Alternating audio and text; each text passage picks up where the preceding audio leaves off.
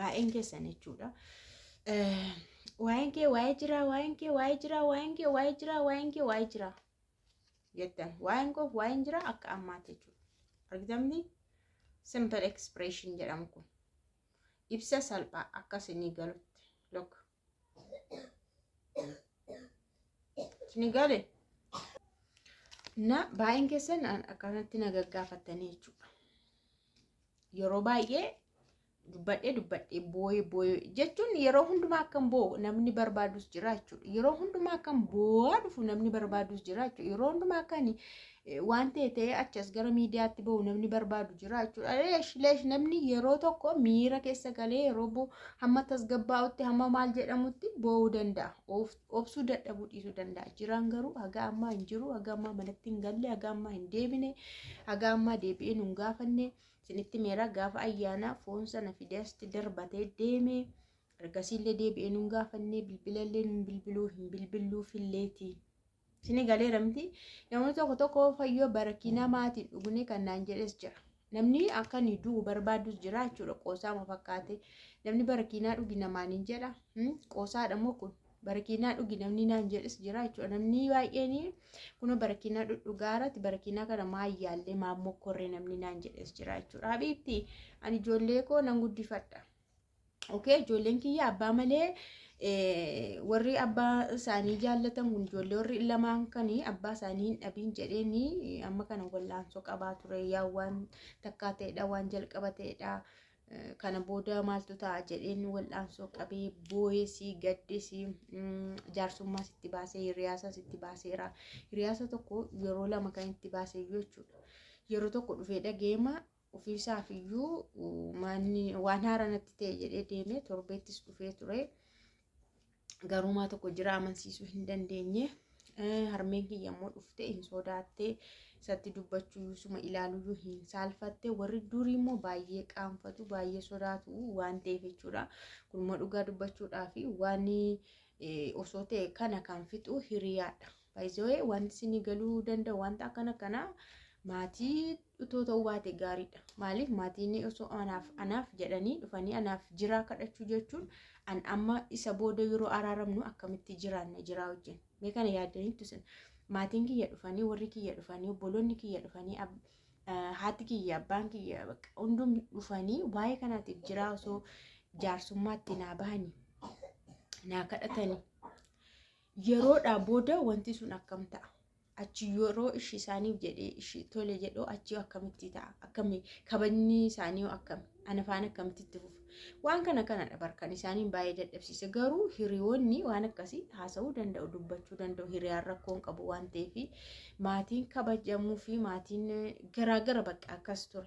Garuu harmeen kiyya dhuftee sodaatteet asuma geessee deebitee nu ilaalte jechuudha. Yeroo darbe argitanitti yoo ta'e jiraanis immoo akkanumatti kun of dhidhiibee hamma kana surumayyuu bakka numa birattiyuu argamuyyuu hin jibbee jechuudha.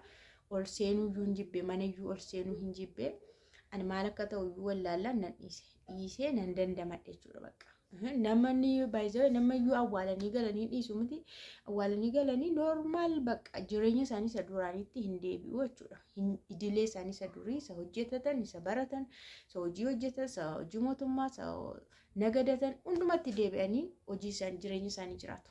Kanaaf ani immoo baay'ee mataan koo na dhukkube jechuudha. Hirriban dhabe jechuudha. Boqonnaan dhabe sammuun koo na dhukkube. Amma osoon kana keessa waan tokko ta'e kan waan tokko irra bu'ee xiqqooma osuma dhukkubsadhe iyyuu ilaal eenyu mana yaalaa na geessa. Ijoollee xixinnoon kunoo akkam ta'u.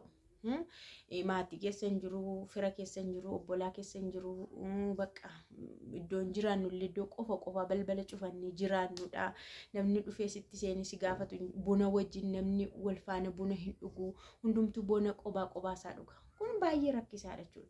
Kanaafiyyuu waan jira kun akka salphaatti sin agarsiisa addaan bahee jira jechuudha. Bakka jechuun nutu walitti dhufee waan tokko haasa'ee waan barbaachisuun addaan galle malee akka inni addaan akkanatti turree akka addaan galle kanatti jirra jechuudha. Naaf jira. Sini galee ramtiire kabajamtoota hordoftoota kiyya akkasidha. Namoonni tokko warri qoostan immoo yeroo isinirra ga'e waan tokko yoo isinirra ga'e abiddiyyuu abbaa irra ga'e gubaa'edhaan abiddiyyuu jechuudha abbaa irra ga'e gubaa jechuudha. Kanaaf ani umurii koo guutuu yookaas amma gaafa jiraan deebi'utti yookaas immoo amma gaafa ani waan ta'e ta'utti gadduu hin qabu boo'uu hin qabu. Maaliif hin boonye maaliif hin gaddine maaliif dhiistee maa dubbachuu bakka maa dubbachuu dhiistee kan jedhetus jira jechuudha.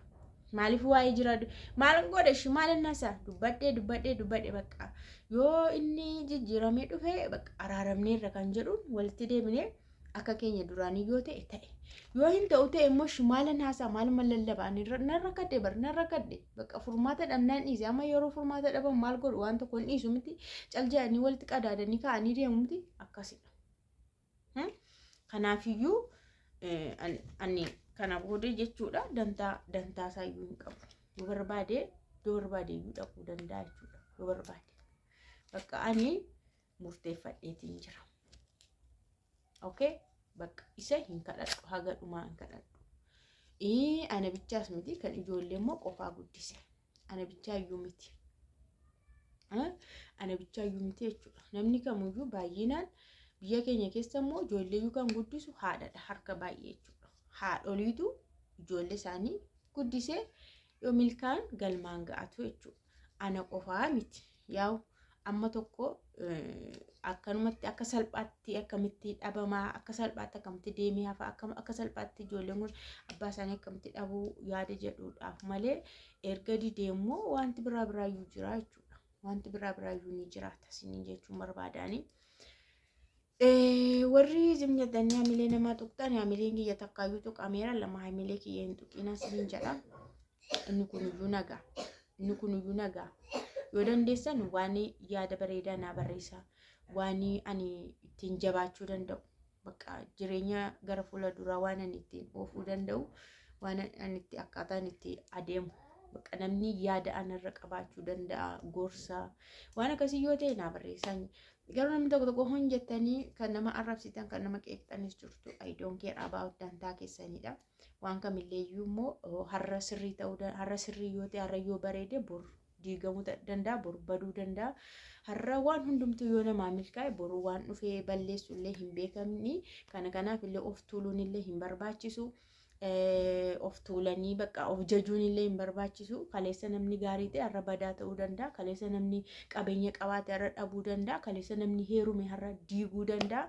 Kaleessa namni waan ta'e irra jijjiiru gadi bu'uu danda'a waan ta'eef of tuuluun hin barbaachisus. Namallee gadi qabanii namallee arrabsuun hin barbaachisu. Jiruun biyya lafaa tokko ol tokko gadidha. Gaaf tokko ol si kaasa gaaf tokko gadi si deebisa. Amma yeroodhaa booda ol ka'us nan danda'a jechuudha. Yeroon darbee waggaan darbee yeroodhaa booda wanti kun jijjiirame seenaan kunis jijjiirame ol ka'us nan danda'a waan ta'eef namoonni tokko yaada keessan yoo ofuma keessatti yaaddanillee yoo dhiistan bareedaadha. Yoo arrabsuu barbaadan ofuma keessatti baqanuma ilaaltan of keessatti ton barreessin arrabsuu dandeessu. Ofuma biratti baqqaatoon barreessin namaa waan jedhuun hin jiru. Akkas yoo jettan fa'a ammaa rakkoo hin qabu. Kanaafiyyuu ani dhiiseen jechuudha. Dudubbachuu dhiiseeni malee wanti sirrate tokko illee hin jiru. Isin amma sirrateetu yookaas immoo bakka waan biraa jettanii jirtunna kanas fakkaatan siniin jedha. Nagaan siniif haa ta'u hunduma keessaniif iyyuu baga jiraattanii nagaa dura siniin gaafanne miira keessa aariidhaan dhufe waan ta'eef aarii keessas nagalchitan waan ta'eef isin nam tokko isin tun taane namoota tokkotu maa dhiiste maa dubbachuu dhiiste ankee akkam ta'e maal ta'e gammadaa jirtaa kolfaa jirtaa sitti tolaa jira warra jettanii namni kun fuula isaa kana akkana sirreeffatee dhufes fi keessa isaa tolaa jechuu hin dandeenyu. Yeroo baay'ee namni keessa isaa eenyuyyuu hin beeku. Namni maal akka nyaadhe namni hin beeku. Fuula koo ilaalee garuu uffannaa koos ilaalee namni na tilmaamuu danda'a. Dubarran isa mul'atu. Anyways kanuma siniin jedha kan biraa waan siniin jedhuun qabu.